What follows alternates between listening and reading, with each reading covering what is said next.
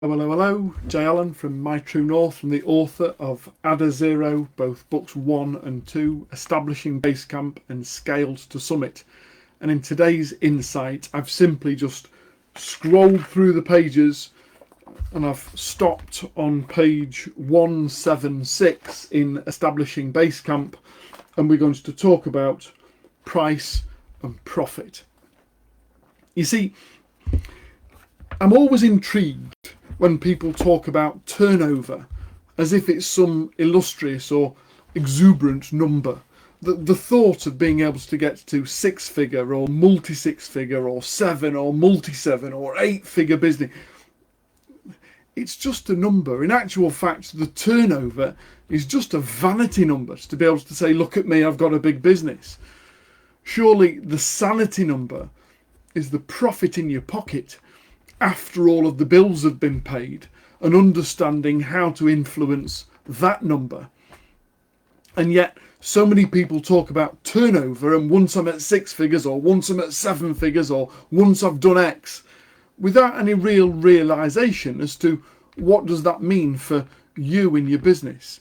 So today I want to get into how you've arrived at the number that you're aiming to seek. Have you created that number? Have you established what it is? And then what are you doing to working towards enabling that to become a reality? You see, the majority of people, when they first start out in business, and if you're more than welcome to be able to put a comment in the chat if this resonates, either yes, that's me, or oh yes, I at least acknowledge that I've seen people do it. But the majority of people, when they first start out in business and haven't really given proper consideration to how to best price them and their service or product, if they've got a product-based business, they usually look at how cheap can I buy the product for? What sort of a margin do I think I could add to that in order to be able to make a profit? How much can I add to the cost of buying it in order to be able to then subsequently advertise and sell it? And they measure their success between the cost of purchase and the cost of sale.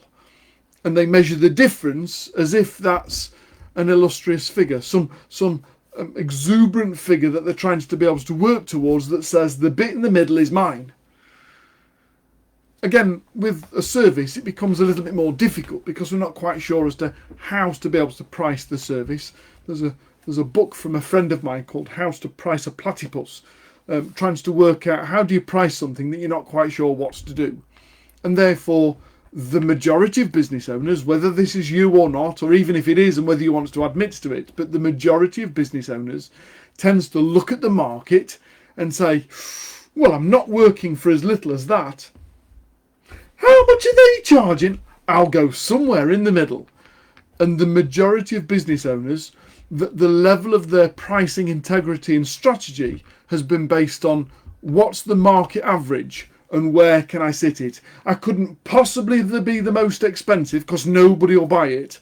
And yet I don't want to be the cheapest because people will think I'm cutting corners. I'll sit myself somewhere between the two, maybe just below the most expensive.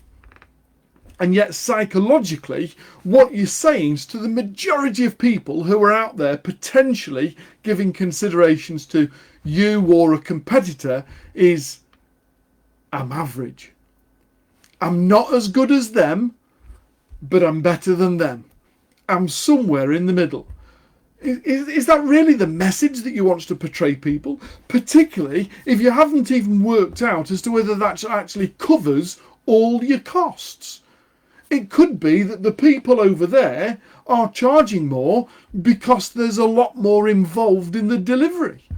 It could be that the person over here who's charging something a lot cheaper than you or less than you has found a way to be able to buy the product far cheaper or hasn't got the same delivery costs that you have, and therefore the margins are a lot better and they can still sell at a lesser price and make a better profit. Unless you know the actual costs of running your business, not on an annual basis or a monthly basis or even a weekly basis. I'm talking about hour per hour. Have you broken down the actual running costs of running the business on an hour per hour basis and then added that to the time of you delivering and then saying, what profit margin do I need to make on top of that? What's the additional that I need to be able to make in order to be able to put back into the business so we can continue to grow and move forward? It's only when you know how to price properly that you can then understand where the profit margin is and how to influence it. And again, there are 7 key critical numbers in business, and one of them is the expenditure. Understanding how much does it cost you to run the business. And if you don't know those figures, not just somewhere on a spreadsheet or stuck in QuickBooks or Xero, but if you know them, so when you're making decisions on an hour-to-hour basis as to whether you can afford or whether you're going to buy or invest, or then you're doing so with the knowledge of how much is that actually costing the business, as opposed to looking at a figure on an invoice and saying, oh yeah, I could afford that. If you'd like to know more, it's in ADDAZERO Establishing Basecamp, and this was taken from page 176, where there's a whole chapter on understanding the money and margins within your business. If that's been of help, simply drop something, a comment in the chat, or even better still, who do you know in your network that ought to watch this video, and ask that question of them today.